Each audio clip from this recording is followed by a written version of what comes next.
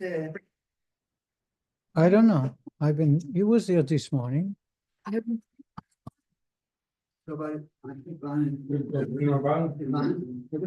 Yeah. We're talking about. Oi, oi, oi, oi, oi. We're talking about. Los rusos, la moneda, Ah. el marido. Los altos. Yeah, yeah, Yo me seguí cada día, pues están en clase, también aquí de vez en cuando. One back to this. Hi, everybody. Welcome to another lesson. We are holding towards the end of chapter 31. As always, a very quick introduction and a short story. In chapter 31, the rabbi deals with sadness, depression, melancholy.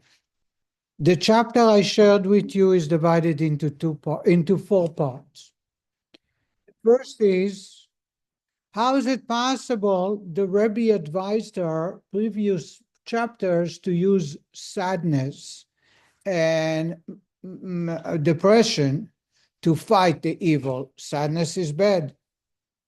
And the rabbi shared with us that sometimes you got to use the same medicine or use poison to get cured. So temporarily, at given times, once a week, when we have reasons to be sad anyway, we utilize that opportunity to be able to be upset. How come my evil animal is running the show? And to crush my body, as we studied in chapter 30. The second part, the Rebbe is saying that there is a major distinction in the Hebrew words between bitterness and sadness. Sadness brings despair. Sadness is void of energy. Bitterness enrages a person, brings energy to fight and change. And therefore, whenever someone is very sad, after the fact that his body is hurting him from connecting to God, the body is pulling him down away from God, instead of getting sad, use it to energize yourself and get enraged against the evil soul. And I shared with you several stories. The third part, the Rabbi was helping us find a way of how to do it, how to use bitterness. The fact that, and I think I shared with you, digging in dumpster for a cat is acceptable, for a human is despicable. In other words, there is ways for us to realize that there's godly soul that we possess. It's inappropriate to have negative thoughts and laziness and disobey God. And the fourth part, which we're going to concentrate today, is the Rabbi is going to make us understand the idea of hope as opposed to despair. And the idea of hope is the Rabbi is going to use the energy of joy through its bonenut, contemplation. But what the Rabbi is going to tell us is that the human body was created by God after Adam sinned by eating from the tree, and the body is called the skin of the snake, mashcha dechivya, and therefore it always pulls down, except for a tzaddik, as we discovered, who has no challenges. We will always have challenges. This type of desire for the body will never change, but it should give us the joy, realizing that by serving God, we are allowing the godly soul to control the body. And I want to share with you a story. Last week, I shared with you a story of the pajamas. And those who have not been here missed it, because we're going to use that analogy. We spoke about the brother who hated his brother, refused to come to the wedding he did for his son, and he was able to be pulled into music while wearing pajamas. And everybody's happy, at least he's there dancing, even though he's wearing pajamas. The idea is that our pajamas is the body. It's inappropriate It's not the right outfit. However, as long as we are attending the wedding and dance with my brother, I am doing what's right, and it brings great pleasure for God. I want to show you the following story. Short pajamas, not short. For sure.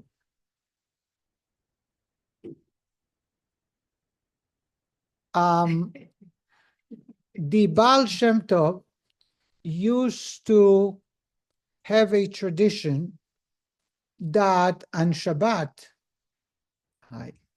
the first two meals, Friday night and Shabbat, he will celebrate the meal with all the visitors, people who can hardly read and write, did not study Torah. But the third meal, Suda Shlishit, he would eat only with his students. And then he would share deep teachings, etc. One Shabbat, there were lots of visitors. It must have been a special Shabbat. And during that Shabbat, there were so many hundreds of visitors, and the Baal Shem Tov was extremely happy, and he was dedicating himself to them in an unusual way. He was celebrating with them. He was showering them with blessings. He connected with them very deeply. And by day, same thing. Then came the afternoon meal. Only the students sat down around the table. During the meal, as the Baal Shem Tov was teaching Torah, some of the students started contemplating how lucky they are that they are the only one who are able to sit now and hear the teaching of the Baal Shem Tov, because the rest of the crowd is outside, is downstairs. They're reciting Psalms. They just pray, but they don't understand Torah, and they're not like us. They also wonder, how come the Baal Shem Tov is giving so much attention to these people? The whole meal on Friday night and Shabbat, he's spending with them, and he was so overjoyed with spending time with them. They kind of wondering, why is he spending so much time with these people? The Baal Shem Tov obviously was a holy man, and he sensed what's going on in their thought. So the Alter Rebbe writes that, it's the previous Rebbe writes it, that he suddenly closed his eyes and started singing a song. And when he was done, he asked everybody to put their hands on the shoulder of the one next to them, creating a circle. And the Baal Shem Tov, put his hands on the right and left students sitting next to him. And he asked them to close their eyes. Once they closed their eyes, they suddenly sensed that they are in heaven, listening to most beautiful melodies, and they started shedding tears from the pleasure they derived. It was people reciting Psalms. The Mezritcher Maggid, the next leader, turned to the Alter Rebbe, and he told the Alter Rebbe that as soon as they were done, the Alter Rebbe removed, after a couple of minutes, he removed his hands, and he told everybody, open their eyes. He said he have never experienced pleasure before like he experienced at those few moments while his eyes was closed. So he cried without a stop when it stopped. They literally experienced heaven. When the Baal Shem Tov was done, they realized that what he did is because he was able to read their thoughts. And he was showing them that by reciting Psalms, even if they have no idea what they are saying because it was Hebrew, and even if they did not pronounce the words properly, it reached heaven to such a level of pleasure that it was far, far above everything else. The Mezritcher Maggid said to the Alter Rebbe, to the author of the Tanya, that for months he was bothered and he would cry at night. How come he questioned his master, his teacher, about what he was doing? Because he realized that the Baal Shem Tov was answering a complaints that they had about his behavior, his conduct. And he's a holy man. They should have not questioned his conduct. And it bothered them a lot until one night he felt that God answered him. He had a dream. And in his dream, he was entering a classroom, a cheder, where many students, little children who were learning Torah, basic, the book of Exodus. While they were studying, who is their teacher? Moses. Moses is their teacher. And Moses is teaching them the portion of Lech Lecha. It's the third portion of the Torah. In there, the Torah says that God said to Abraham at the age of 90, you're about to have a child. And the Torah reads that Abraham laughed and he says, me at the age of 90 to be a father? And the Baal Shem, and the Moses continued teaching the students, and he says to them, there are many, many explanations about Abraham's conduct, because after all, he was questioning God. And there are all kinds of ways of explaining. Some say he was laughing from joy, he wasn't exactly criticizing. But the text is, it says, will it be happening? Is it possible that at 90? And Moshe said, I want it to the students, to the children. And this guy, the Mezritcher Magid, Reb Dov Mer, is in his dream, he's listening, he's there in the class. Moshe says to the students, I want you to know that the Torah has many dimensions and every single explanation is correct, including the simple text that God was questioning whether God can perform a miracle. And if you're asking, how is it possible? Abraham was a chariot to God. It says that he always did what God wanted even before God is asking him. How can you read that he's questioning God? So the Moshe tells the students, the reason is because he had a physical body. And a physical body is holy, but the physical body can pull a person very far from God. And the Mezritcher Magid tells the Alter Rebbe, when I woke up, I got my answer. I did not feel sorry anymore for questioning my master. In other words, let me explain. It bothered him. How come he was criticizing internally the Baal Shem Tov's conduct? And he was looking to repent. He was looking for ways to repent.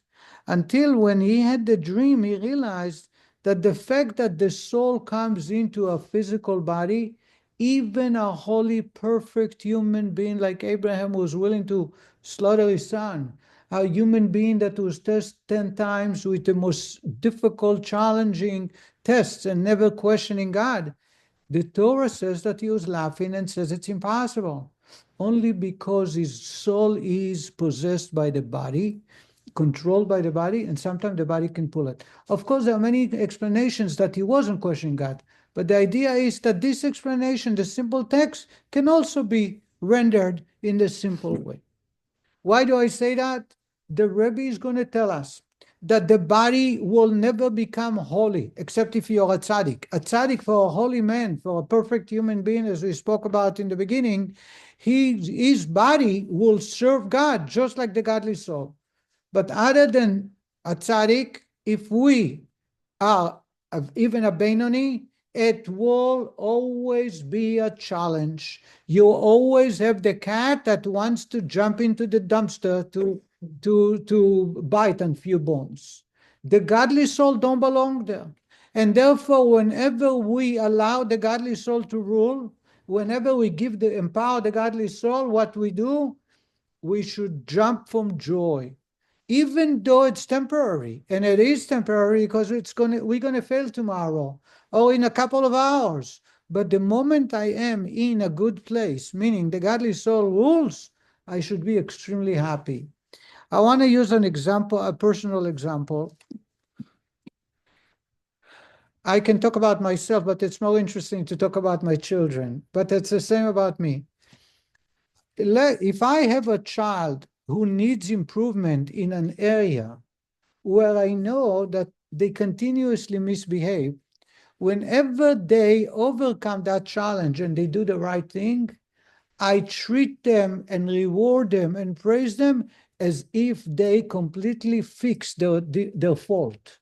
Even though, realistically speaking, I know that more likely in the afternoon, they will face this challenge again and will not make the right choice. Let's say they're impatient. Let's say they disrespect their parents. Let's say they choose words that are inappropriate.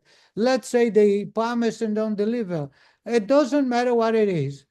The moment they allow their godly soul to conduct themselves, to rule the body, I need to empower them, not just because I want to give them the energy to continue and doing the same thing, even if I know that the next time around, in 2 minutes or in an hour, they're not going to do the same, they're going to choose differently. Just this is the Alter Rebbe's point here, that when you give the godly soul the ability to rule, it should bring great joy, because at that moment, you allow the godly soul to shine, and you are time allowing to encage the animal, the monster, for moving. And that act alone is a great reward, a great achievement. That's the way God views it. So I can be a very evil person. I can be repeating myself all the time in a negative way. But if I do something once the right way, let's say I promised to be at Minyan, and not only to be at Minyan, but to be on time, and I'm never on time. I'm always 11 minutes late. The one time I show up on time, I should praise myself and be very happy. You know why? Because regardless of the past and the future, right now, I allow my godly soul to rule.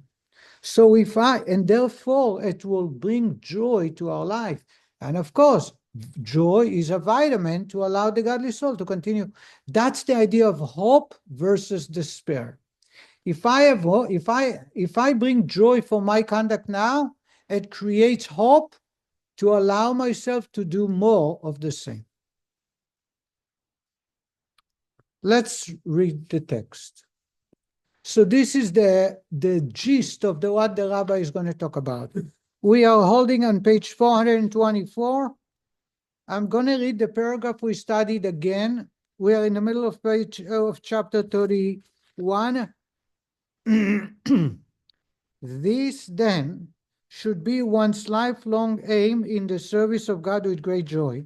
The joy of the soul upon leaving the loathsome body and returning, doing one's study of the Torah and service of God through prayer to her father's house as in her youth, that is, to the unity with God that is enjoyed before it descended into the body. As our sages tell us, there was something I skipped last week. The phrase that we always say, it's in Ethics of Our Father, is Torah, Tshuva u'ma'asim tovim, returning to God and good deeds. And the rabbi is putting emphasis, what's the connection between repentance and good deeds? And the rabbi explains that the only way to do repentance is through good deeds. When you do good deeds, you allow the godly soul to return back to God. So teshuvah is not just regret. Regret is secondary. Regret is the allowing yourself to act properly. The essence of teshuvah is good deeds. That's why the Mishnah tells us that our life should be filled with teshuvah and good deeds. And the Rabbi explained the connection between the two. Let's continue. As our sages, this corresponds to the statement of our sages, that one ought to engage in teshuvah throughout his life. If the word teshuvah is understood only in the sense of repentance for sin, why the need for further repentance once one had already repented? It says, all my life I should do teshuvah. I should repent all my life. Perhaps I don't need to do teshuvah today because I didn't sin. However, teshuvah is explained here. Returning the soul to its source is something in which one may well engage throughout his life, whenever he studies Torah or perform a mitzvah. The idea is every time I do a mitzvah, what do? I'm returning back to God. The godly soul returns to God. When I pray, when I study Torah, I'm returning the godly soul to God. So that's teshuvah. So my life should be filled with teshuvah and good deeds. You know how if your life filled with teshuvah, not by crying, not by regrets, not by being sad, but actually by doing good deeds, by helping, by serving God, by studying Torah. Now I'm returning the soul back to God. Surely there is no joy as great as that of being released from exile and captivity.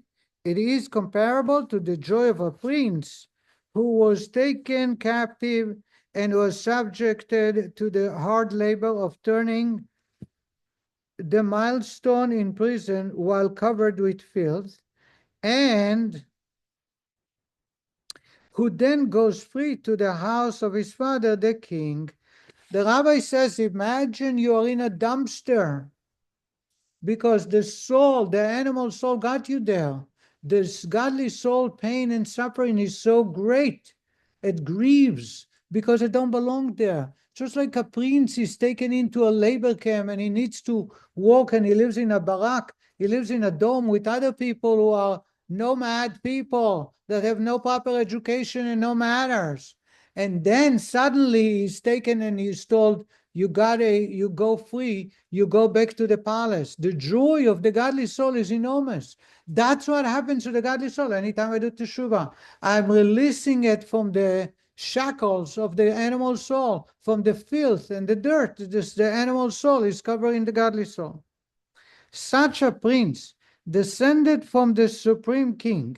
He came down from the palace, from God, is the soul, and by means of the Torah and mitzvot, it is redeemed from the captivity of degradation imposed on it by the body. And the rabbi continues to tell us that the body does not change. The body is still filthy and low and wants to pull again. True, the body remains abominable and loathsome. And as the Zohar says, it is called a serpent's skin. It is considered, the Zohar said, after Adam and Eve sinned, when God, it says that he sewed them garments of skin, it was the skin of the snake, of the serpent itself. Because he caused the sin, he had to give the garments for them because they were embarrassed to be naked. In other words, the body now is the serpent skin. The serpent skin is very low, cannot be holy, cannot elevate itself, and is holding back the godly soul. Since the essential character of the animal soul has not been transformed to good, so that it might be absorbed into the realm of holiness, and therefore it will always pull back. For, as explained above, the Beinani may indeed elevate the garments of this animal soul, the thought, speech, and action through which it expresses itself by performing the mitzvot by means of his thought, speech, and action. But the essential character of the animal soul, its intellectual and emotional faculties, remain subject to the realm of klipat noga. Now, then, how can one be expected to rejoice knowing that his body and animal soul are still in such an undesirable state? Says the Rebbe, yet let his divine soul be more precious to him than his loathsome body, so that he rejoices in the soul's joy at its liberation through the observance of Torah and mitzvot from the exile of the body, without letting the sadness on account of the lowly state of his body interfere with or disturb the joy of the soul. The rabbi says to us that if I am sad, if I'm depressed, it means that I'm allowing the animal soul to rule. And therefore, the godly soul is depressed. The godly soul feels that he's removed from where it belongs. What happens if I rejoice? I am very thankful to God for whatever he gave me. I appreciate whatever I have. Then joy will elevate the soul and connect it to God, return it back to God. The body will remain the same. The body is the serpent skin. The body will try to pull you down and depress you. The body will try and make you sad. How come I don't have as much as a neighbor? How come I don't, whatever IQ, whatever success I have? This is the animal soul. If it's godly soul, I have a purpose. My purpose will be fulfilled, whatever God gave me. The talent, the ability, the neighbors, the friends, the relatives. So therefore, I can serve God. The fact that this guy has 10 times as much, whatever it might be, IQ, financial, family, does not make him serve God to a greater degree than I am, because I can serve God just like him.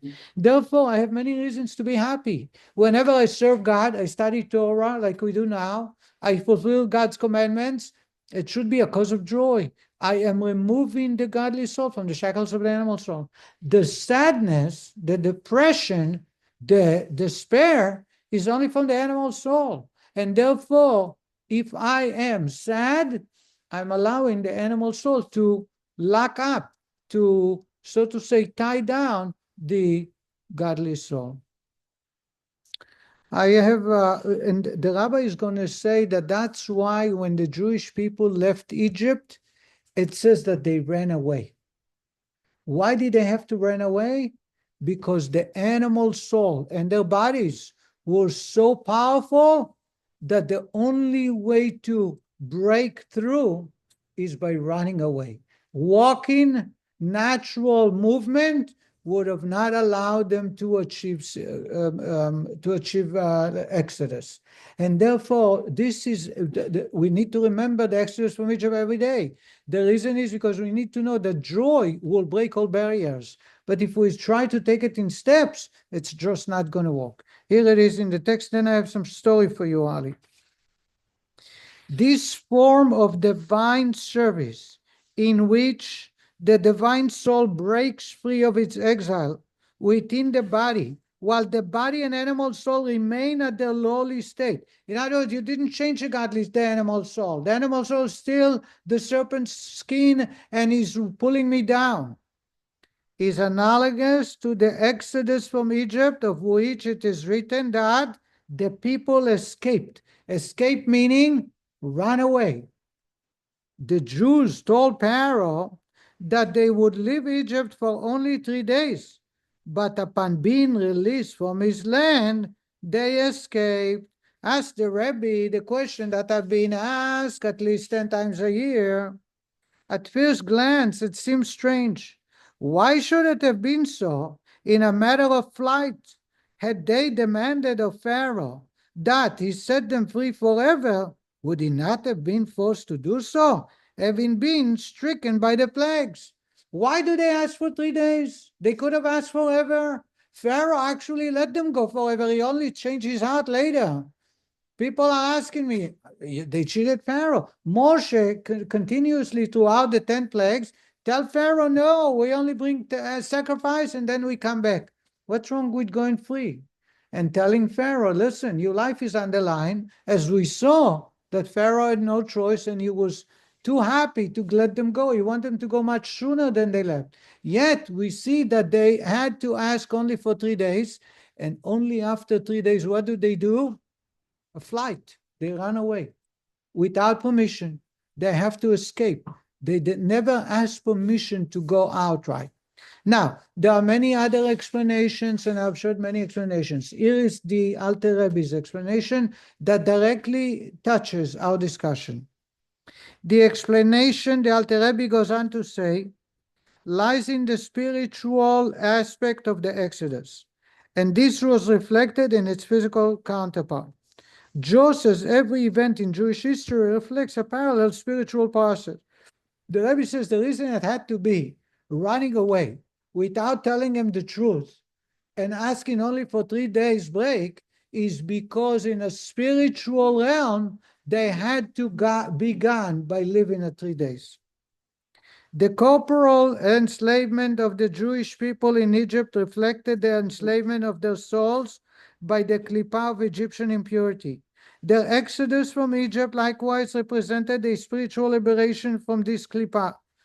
Since the spiritual exodus was an act of escape, that is, their soul broke away and escaped from the impurity of Egypt, while the body and animal soul were still in exile within the klippah. Therefore, the physical exodus likewise assumed the manner of an escape, and in the Alter Rebbe's words, and I'll explain what we're reading, But escape was necessary because the evil in the animal souls of Israel was still strong in the left part of the heart, which is the seat of the animal soul.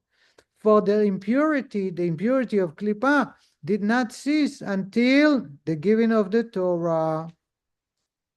Yet their aim and desire was that the divine soul leave the exile and of the Sitra, the impurity of Egypt, and that it cleave to God. So therefore, so it is written that there is a divine service which consists of the divine soul's escape from the impurity of the body and animal soul. God is my strength and my fortress, my refuge, my refuge in the day of affliction. He is my high tower and my refuge, and he is my escape. And the Rebbe in the Exodus from Egypt exemplifies the idea of escape. Says the Rebbe, let's just summarize. When they left Egypt, they had two parts, the left side and the right side. The left side was the animal soul. The right side was a godly soul. The left side was so powerful that if they knew they are living forever, Egypt, the Egyptian impurity, the body would say no. They all resisted and they would say, I don't want to live. Therefore, God says, Moshe says, 3 days. We're going for 3 days. The animal soul agreed. That's what it took 3 days. After 3 days, Moshe says, come on, we got to run. In other words, we're not going to ask permission of their bodies. The idea from here is that even when exile took place, while God performs 10 major miracles, and God is providing them with godly manna, with bread from God, their animal soul was fully intact and very powerful. And only time that the animal soul and their body deceased or went down of their power is when God came down on Mount Sinai, which will take 7 weeks. Therefore, they had to escape. The escape was taking place after 3 days. So if somebody is asking me why Moshe is cheating Pharaoh, my answer is, it's not about Pharaoh, it's about the Jewish people. Because if Moshe would tell the Jewish people we're going forever, they would say we're not living. And the spiritual aspect realm, the Jewish people are not ready. Their body was very, very powerful. The body representing the animal soul.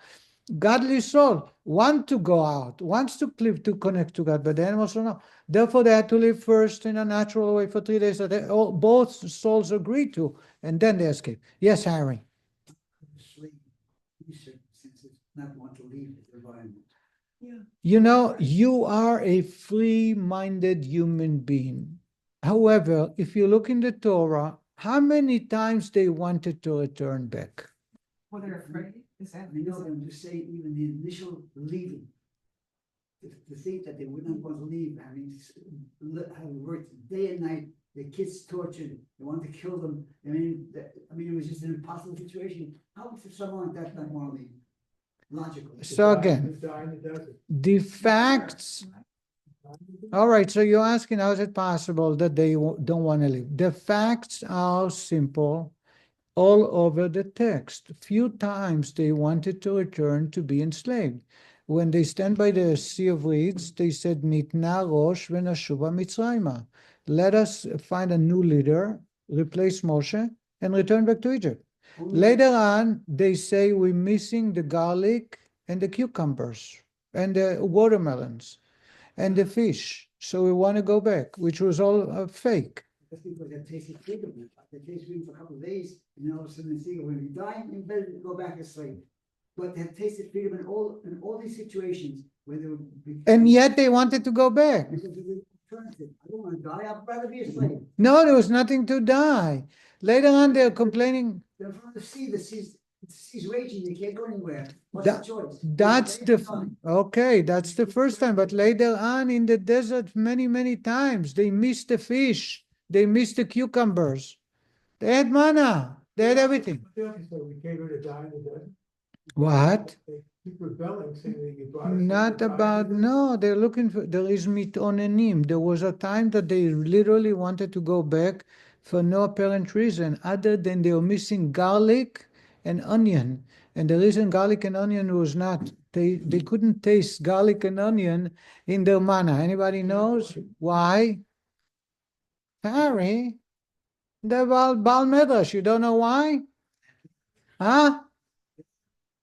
Because nursing mothers is not good for them, because the milk will not taste properly for the children. So there were two types of vegetables that they couldn't taste in their manna, garlic and onion. And therefore they complained. They turned to Moshe and said, sorry, we can't live without onion and garlic, we're going back.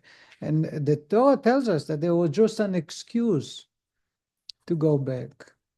So I'm not going to I'm not going to justify it, but I can.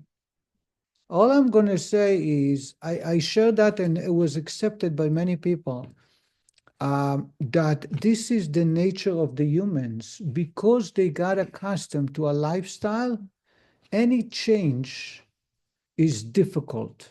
Nobody likes changes, right? We know that, right? Change is the most difficult part of our life, of our existence. And an example I use, and you'll excuse me if it's politically incorrect, there are so many African Americans who live in the South today, and right after the not the Civil War, after all the what do you call it, all the separation in Alabama and South Carolina, all those states, they didn't leave. They stayed there, even though they were mistreated very badly. And they could have traveled freely, and there was support, help. They could have moved to states to the north where they're treated much better. Yet there are entire cities that they remain there. My explanation, again, you'll excuse me, maybe it's incorrect, but that's my observation only, is that once they got accustomed to that environment, it's very difficult to make someone move. By the way, that's the uniqueness of the Jew. The Jew is a wandering Jew, continuously moving. It's a sign that they are able to change, and change is very, very powerful. The Egyptian Jews, the family of Israel that lived in Egypt, refused. Even though they were being abused, they had no human rights, they were mistreated, they refused. Now, in addition, remember, they are moving into the unknown. In the desert, don't forget, they're not moving into Siesta Key. They're moving into the desert. Only 1/5. And that 1/5 almost stoned Moshe. I want to go back. Yes, Refused all and, return, they don't leave. Linda is right. She's pointing out that women who get abused in relationship, they refuse to leave. Not so much out of fear for revenge or retaliation, but simply because they got used to it.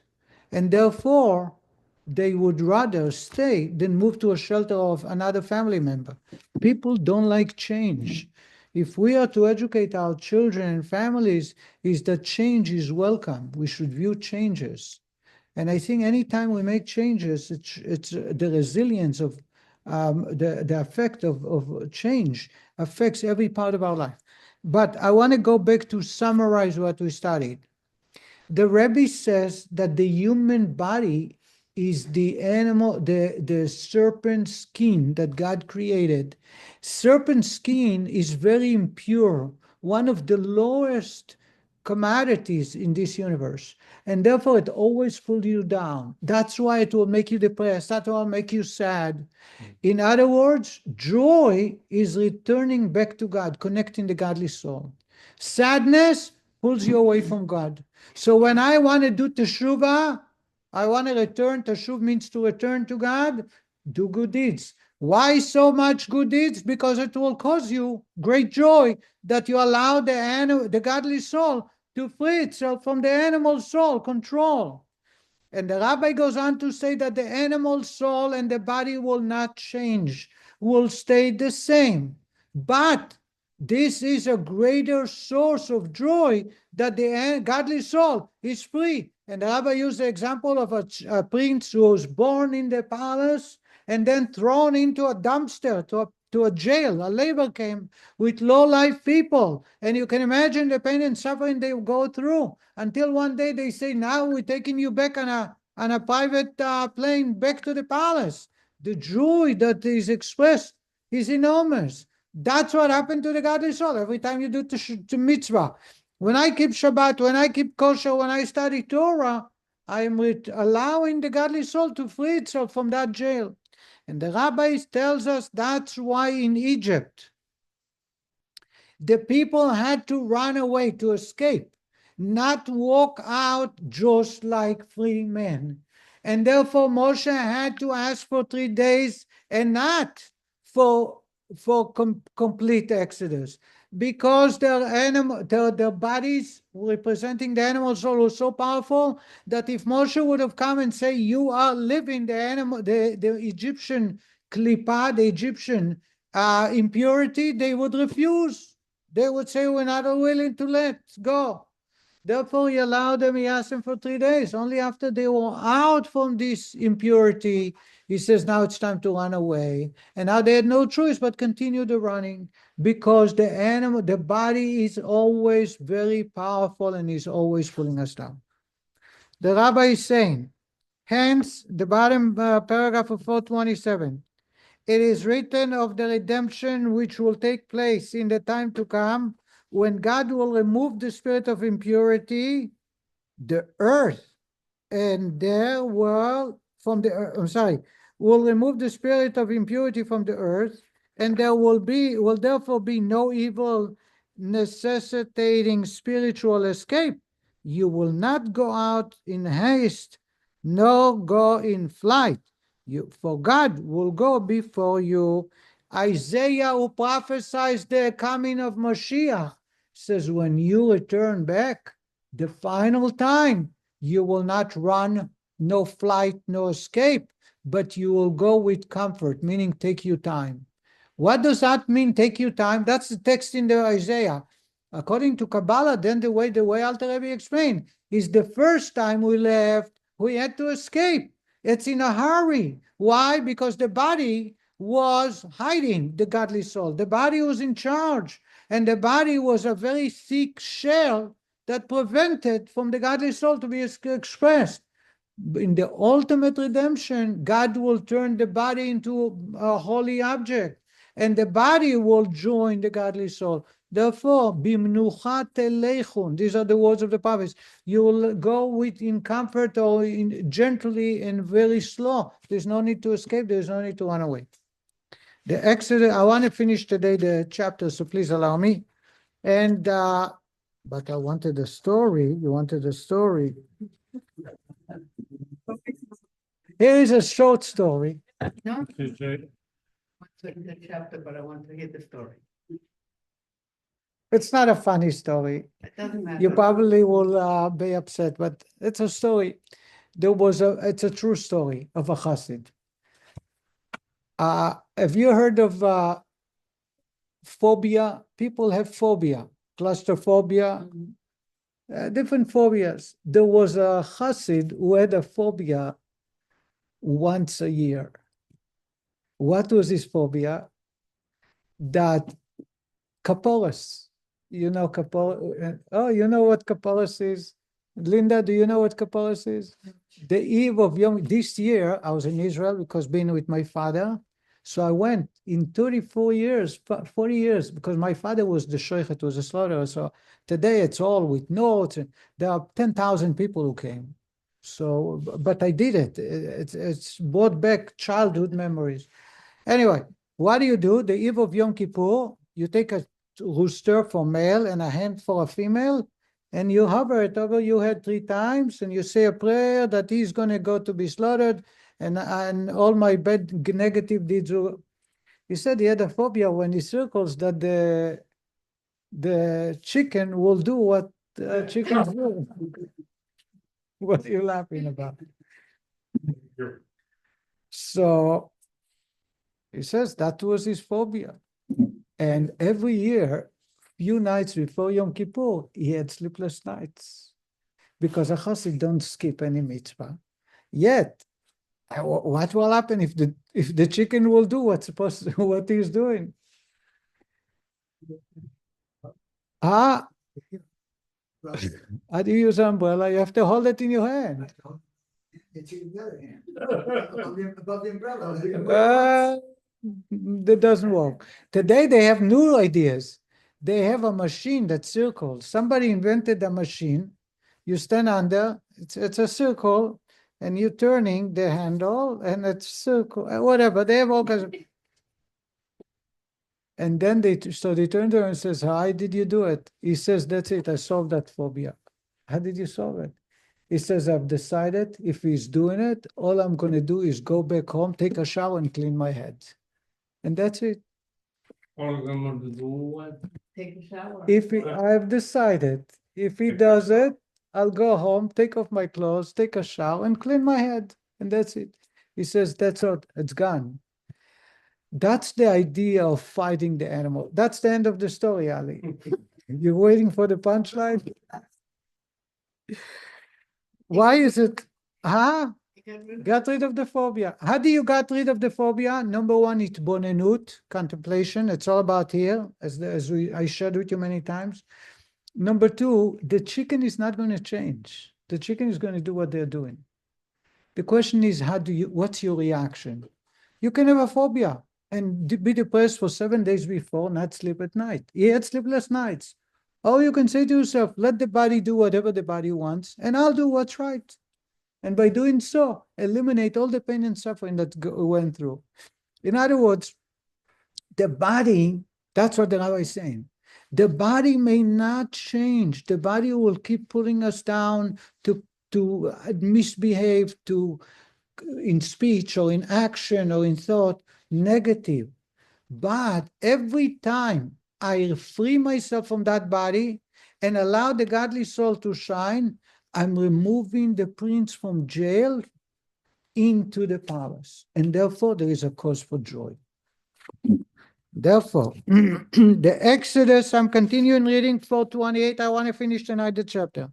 The Exodus from Egypt, however, took place in a matter of flight, for the evil was still strong in the people's animal souls. Similarly, whenever one disregards the lowliness of his body and animal soul and engages in the Torah and the mitzvot in order to free the divine soul from its corporal exile, he affects the spiritual equivalent of the Exodus from Egypt. So we run away from Egypt every time I do a mitzvah. When I study Torah, I'm escaping Egypt. One may lend this to Teshuva, the restoration of his soul to its source, additional strength from the depth of his heart, and likewise add a greater measure of light and joy to the joy of his soul brought on by the Teshuva. By comforting his heart from its distress and sorrow through reflecting, literally speaking to his heart, with knowledge and understanding as follows. Certainly it is true, as said above, that I am utterly remote from God, etc., because I have a human body. But it was not I who created myself in a manner that permits the divine soul to be exiled within the impurity of the body and animal soul. It was God who created me thus. We can speak to ourselves and say, after all, that's the way I was created. God created me and chose me to be in such a body. Why then was God done such a thing? To cause the divine soul, a part of his light, which fills and encompasses all worlds, and before which all is as naught, to descend into the body and be clothed in the serpent skin and fed drop. Why did God do that? Says the Rebbe, surely this descent must be for the sake of a subsequent ascent, that is, to elevate to God the entire animating animal soul which derives from the Klippa Nuga and also its garments of thought, speech, and action, by means of clothing them in the action, speech, and thought of the Torah. For by performing the mitzvot and by speaking and thinking words of Torah, the animal soul and its garments are elevated towards godliness. As the subject of this ascent will be discussed further on at length, it will be shown how this is the purpose of which the world was created. If be so, there is one thing for me to do, and this shall be my sole aim throughout my life, which is to immerse therein, in the thought, speech, and action of the Torah and the mitzvot, the life of my spirit and soul. As it is written, to you, God, I raise my soul. And therefore, God made a choice for me, and I will keep that choice by immersing the godly soul back to connecting it to the palace.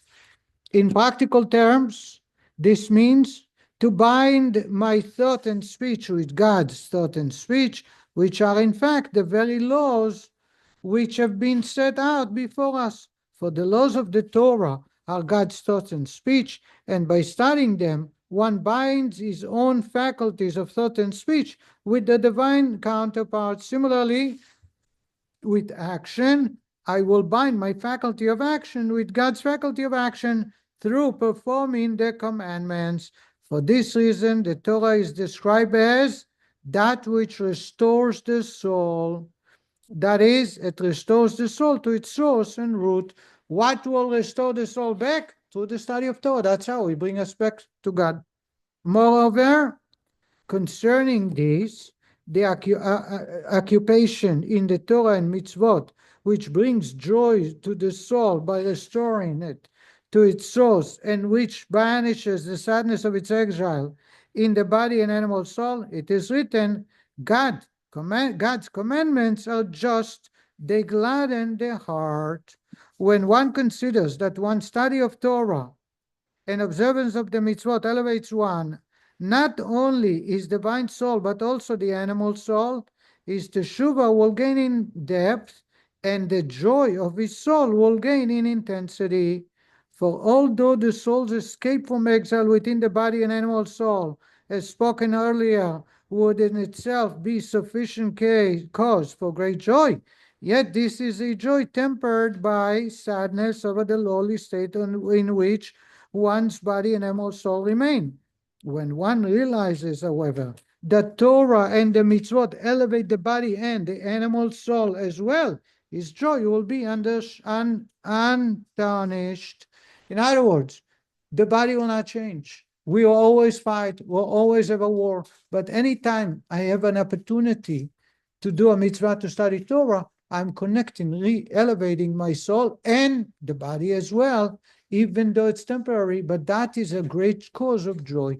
So to summarize, in my opinion, what I take from here is sadness, depression is the strength of the animal soul. I think I showed you a story last week from Reb Mendel Futterfass that just like the spider in the web, he allows for the fly to get caught, and he's not going to run after the fly. He's waiting for the fly to fight until it gets so tired that it falls. And that's when the spider has a ready meal. He doesn't have to fight it. So is the animal soul. Causing sadness, depression is what makes us not serve God.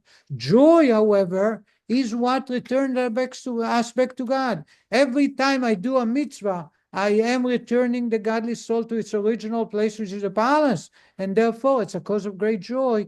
And by doing so, I realize, even though it's temporary, but I'm returning not only the godly soul, but I'm taking the animal soul and the body also to serve, to become holy, and therefore we deserve to have extra joy. This concludes chapter 31, sadness and joy. This is one topic that is kind of done. Chapter 32 in Hebrew is heart, lev. Lev, lamed bet. Lamed is 32 is bet. Lev is heart. This is the heart of Tanya. The rabbi will address the idea of loving God and loving a fellow Jew. why God gave us that commandment and how is it possible to achieve. This is kind of the center focal of the Tanya, and later on we'll continue on about applying it into our service of God. So thank you very much, and we'll continue next week. everyone. Yes, Did you say the body is from Cleveland is a concept? And therefore Yes. it can be elevated? okay, That's the whole purpose of why God, maybe that's the whole purpose of sadness is to make us elevated. But if you- sadness or joy? If you don't have the opposite, you can't. Okay, so we So- spoke. So it's taking something like good that comes from the not so good. because- All right, so if I understood you correctly, you're telling me that there is a good in sadness. Yeah. I am telling you that that's the first three parts of Tanya, where the Rebbe says there are times we have to be sad, and there are times, events in our life that we must be sad. However, it shouldn't be lingered. It shouldn't apply every day. We should convert them. We should utilize the time to use it and fight the God, the animal soul, and then realize how important joy. So I would say 90%, 95% of the time of our life should be joy. Only 5%, of course. Well, it's a transmuting it, that's. Transmuting the sadness. That is what God intended. All right, but we need to acknowledge that sadness is from the animal soul. Okay. All right, thank you very much. Good night, everybody.